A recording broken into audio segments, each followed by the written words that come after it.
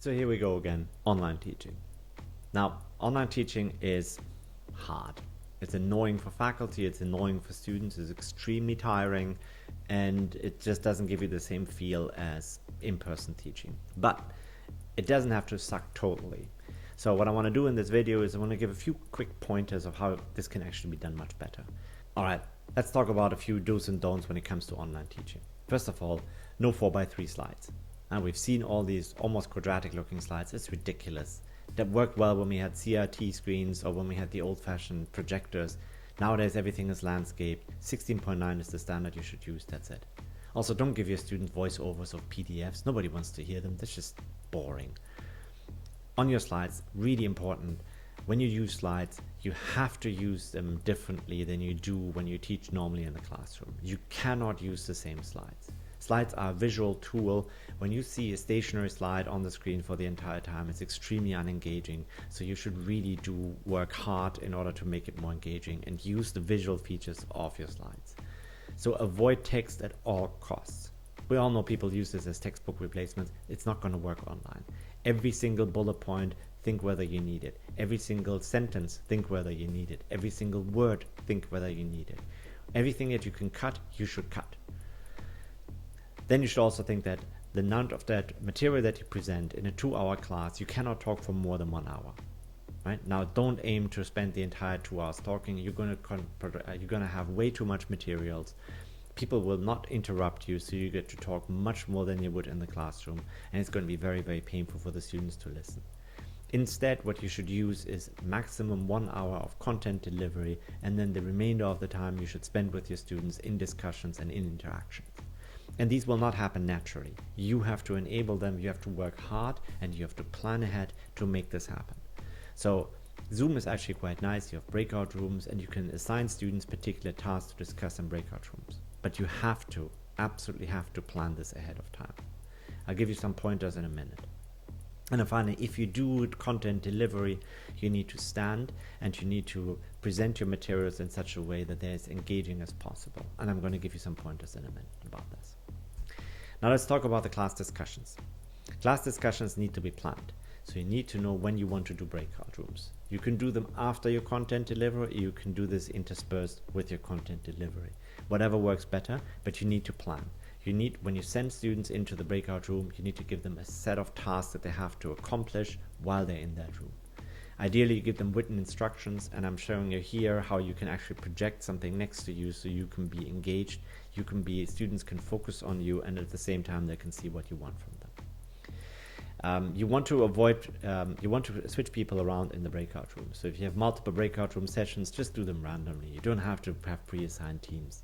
It's good when people mix with one another in the class. There's always people who will enter your Zoom room and who are never really there. So if you're stuck with a few people that are actually not there, it's very annoying for your students. So switch them around. Avoid also sending them into a breakout room with pro and con type of assignments, right? Find the pros and cons of X and Y. That's not going to work because there's going to be usually some stronger personalities in the breakout rooms, and then it's going to be a single-sided argument. Instead, what you do, try to do debates where you take half of your breakout rooms assigned for a pro argument and half in a con argument, and then have them fight it out afterwards in an open session. Make sure you tell people what is expected of them, what they have to present. Because why should you do a debate? Because by engaging in a particular direction of an argument, you explore it more. You try to think harder about an argument that may not be down your alley. To show you how to create more engaging videos using OBS virtual camera.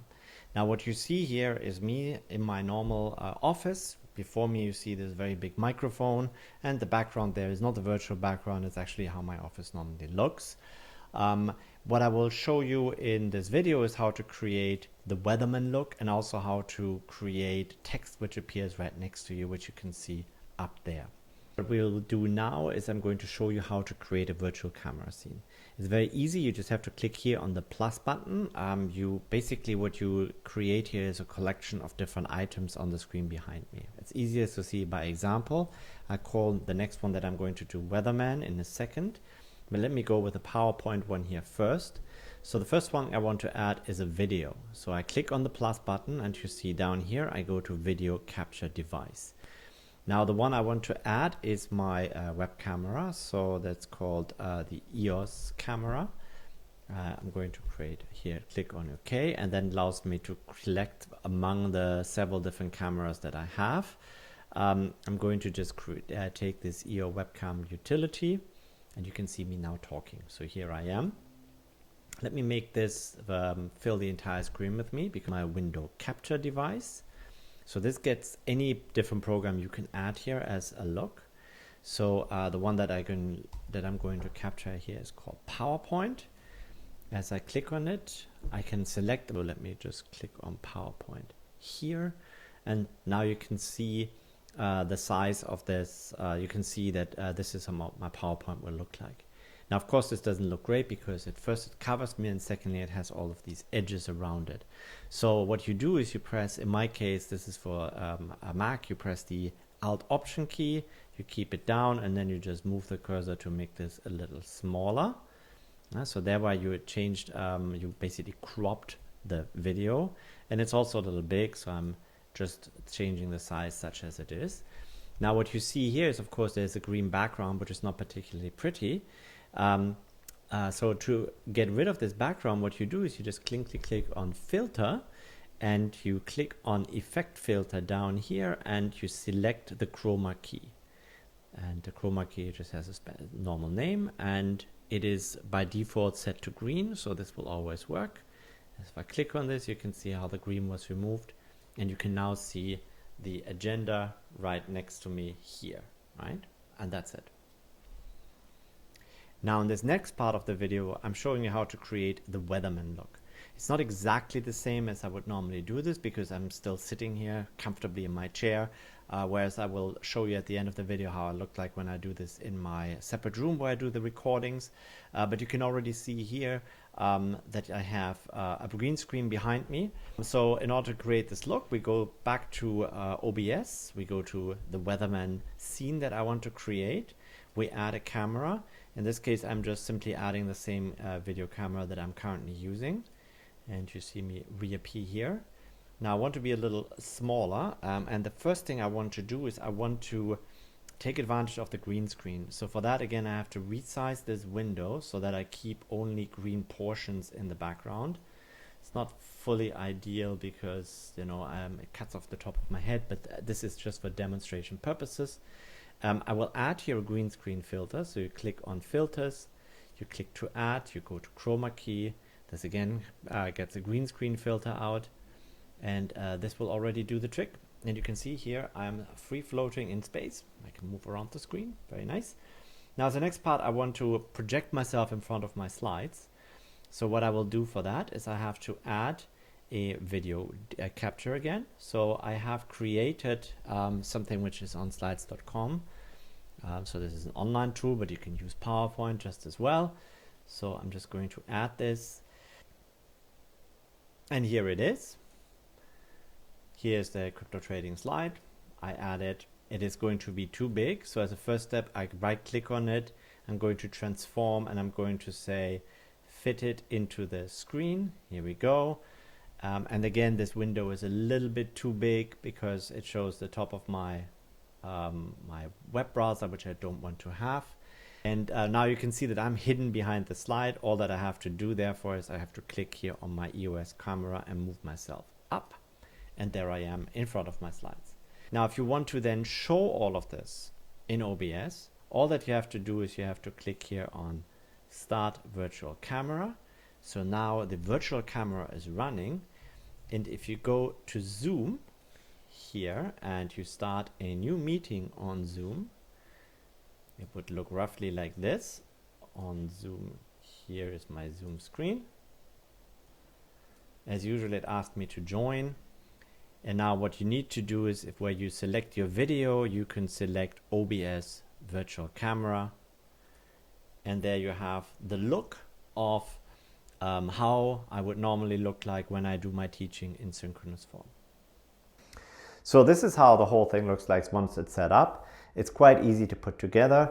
I have bright lights shining at me. I have my camera in front of me. I have a video monitor in front of me to see how everything looks like. And I have a green screen behind me. Now, I would argue this looks much better and much more engaging than anything that you can produce if you were to, film yourself sitting down. So I recommend that you try to find a setup where you can put this thing together. It's not very difficult to do. Now let's talk for a moment about equipment for this Weatherman look, just so you understand what it takes in order to get this set up. You can't just do it without anything, so you need a few items to make this look right, but it doesn't have to cost you a fortune. So here's a few items that, in my opinion, are absolutely essential. First, you need a decent microphone. The one that is on your laptop, on your webcam, is probably okay for very close conversations, but it's not okay for teaching. But a lapel microphone costs you only $45 at Amazon, and it works really well, so get that. Next thing, you need a green screen. Now, ideally, the green screen should be as big as possible, so a very tiny postage-sized thing that you hold behind you is not going to work. Use something that is big, and the reason is simply because you have to stand around 3 to 4 feet away from this green screen, otherwise you cast a shadow which blurs the background of your slides. If you want to have it together with a set of lights, which I highly recommend because good lighting makes your picture clearer, that costs you roughly $200 at Amazon, and you see here a picture of how it looks like. Then you need a decent webcam. I have a webcam which I can flip vertically, and that allows me to have a better sizing of the picture when I'm standing. I recommend doing it, but you can use your normal webcam too. Your webcam has to sit on a tripod, and don't save money on that. The tripod has to be at least eye height, and has to be very stable. A $20, $30 tripod will not do, but a $100 tripod from Amazon will do. And then lastly, you need OBS Studio, which is a software that you use and that I use for this Weatherman look.